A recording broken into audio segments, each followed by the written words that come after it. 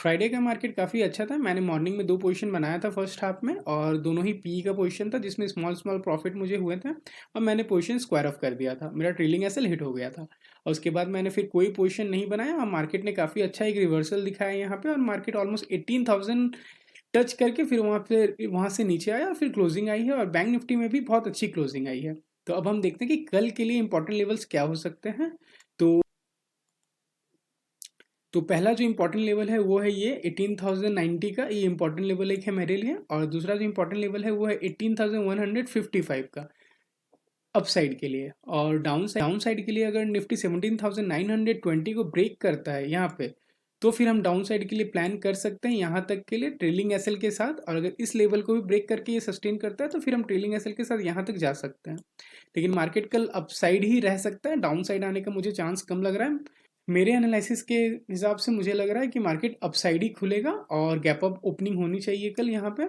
और करीब इस लेवल पे निफ्टी को गैप अप होना चाहिए, मेरे ख्याल से इस एरिया में निफ्टी को कल ओपन होना चाहिए गैप अप में। और उसके बाद फिर हम कुछ देर वेट करेंगे हल्का सा और उसके बाद फिर देखते हैं कि प्राइस एक्शन कहाँ पे बनाता है और उस हिसाब से टारगेट लेंगे। पहला टारगेट ये वाला होगा और दूसरा टारगेट ये वाला होगा। तो यहाँ से हम देखेंगे कि निफ्टी क्या करता है कल के लिए। अब हम बैंक निफ्टी के लिए देख लेते हैं कि बैंक निफ्टी के लिए इंपॉर्टेंट लेवल्स क्या आ रहे हैं कल के लिए। तो बैंक निफ्टी में ये 15 मिनट का चार्ट खुला हुआ है बैंक निफ्टी का भी। और 2000 और जो पहला बैंक निफ्टी का लेवल आ रहा है वो आ रहा है 42,860 के अराउंड का।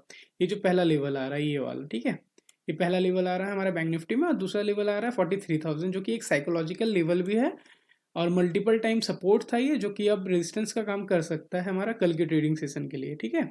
एक गैप अप ओपनिंग होनी चाहिए मार्केट में और यहाँ तक का टारगेट एक आ सकता है, हम लोग ले सकते हैं यहाँ पे। और यहाँ पे एक चीज़ और हम ध्यान देंगे कि अगर 42,600 के अराउंड, ठीक है, 42,600 के अराउंड अगर मार्केट ओपन होता है तो फिर हम यहाँ तक ट्रेलिंग एसएल के साथ जाएंगे, ठीक है। क्योंकि गैप अप अगर ज़्यादा हो जाता है तो उसके बाद फिर थोड़ा सा मतलब नीचे आने का चांसेस रहता है, क्योंकि मार्केट एक बार से ऐसे करके ऊपर जाने का चांसेस थोड़ा सा कम रहता है इस टाइप के मार्केट में, जैसा अभी चल रहा है मार्केट कुछ दिन से जनवरी का कर रहा हूँ। अगर सेलिंग के लिए मैं प्लान करूंगा तो वो अगर इस लेवल को ब्रेक करता है, यहाँ पे आता है, तो ही मैं सेलिंग के लिए प्लान करूंगा। टारगेट जो मेरा रहेगा यहाँ तक का रहेगा, उसके ऊपर मैं सेलिंग का प्लान नहीं कर रहा हूँ। आज के लिए बस इतना ही।